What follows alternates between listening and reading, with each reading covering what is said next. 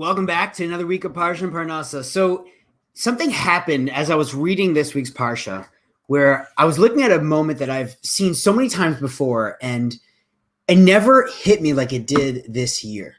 The Pasuk says, as the Jewish people are getting close to about to leave Egypt, but they haven't left yet, so they're still in status quo, still in slavery, God says, okay, it's time to bring plague number 10, the 10th Makkah.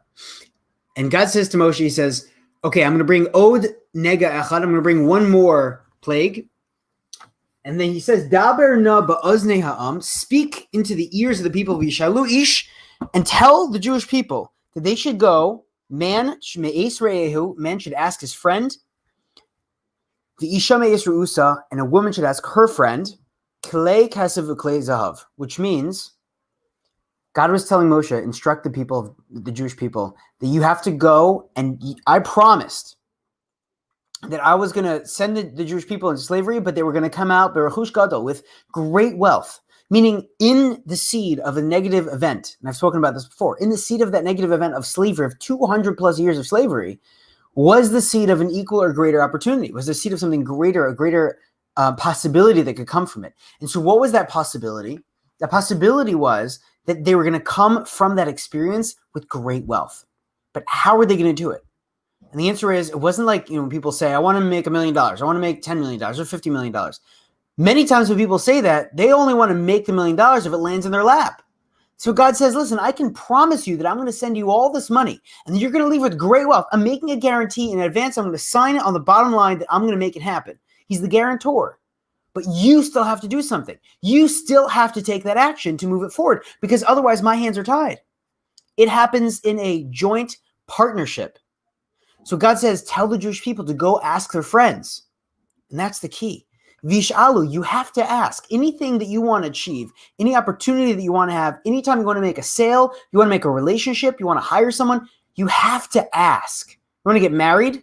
What does a man do? He asks the woman he wishes to marry. That is a business strategy, and such a simple one that most people overlook and they don't consciously think about it. But anytime that you need to do something or you want to achieve something that's outside of what you've already achieved, there's someone that you need. There's an opportunity that you need that requires you asking. And so often people choose not to ask because they're worried the answer is going to be no. And so God says, step number one, you want to leave?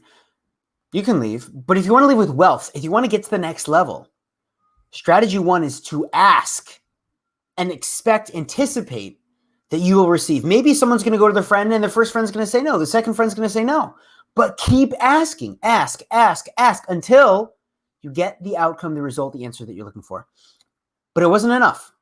God says that a man should ask his friend, a woman should ask her friend, because this is the way that they can get klei kesef, which is silver, real silver, and real gold, klei zahav. But God says there's one more thing. You know what the other thing is? Actually, sorry, there's two more things. The next pasuk says, Vayitein Hashem, and God gave eschena be'eni Mitzrayim, that the Jewish people had been given by God favor in the eyes of the Egyptian people. Meaning it's not just enough to ask, but you also need God on your side, and to realize that, and you also need to have chen. Chen, we call that favor, grace. In business, you know what we call chen? We call it rapport. You need to ask, you need to have God on your side, and you also need to have rapport. All three of those. Because if you have God on your side and you have rapport, but you're not asking, you're not going to get anything. If you have rapport with someone, and maybe even you ask them, but you don't have God on your side, that last part of the partnership is not there, it's not going to happen. And if you have God on your side and you ask, but he doesn't grant you favor in the eyes of those that you're asking, then you're going to find yourself without the answer that you want. So in these two pasukim, you have literally the outcome of, I guarantee, if you ask anyone that you know who is super successful or who you deem super successful, if you ask them, how did you get from A to B and B to D and D to F and F to J and J all the way through to where you are now, I guarantee you all three of these were needed. Sometimes they might not believe in God. They'll call it luck or the universe or whatever words that they'll use. But every single time, you needed all three of these. That was how God can promise us at the beginning of the year.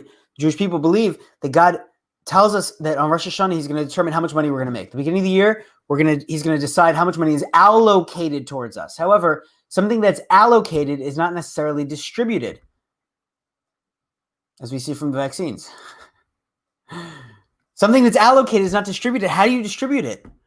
Well, in this case, God's saying that you want to get to the next level. The distribution starts with you asking. It's an amazing concept. Why is it that people, I heard, why is it that people are given the gift of speech or the gift of prayer?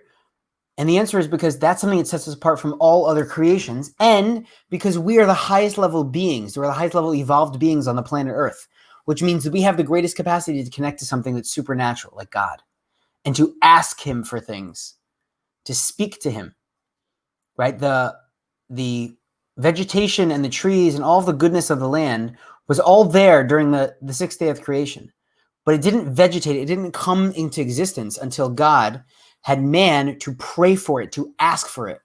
How often do you want something, and then when you finally ask for it, then it can happen? I invite you to join me next week. I wanted to hear what actually resonated with you, what landed for you in this Parsha and Parnasa, and let me know if you want to join the WhatsApp group to get the clips or the summary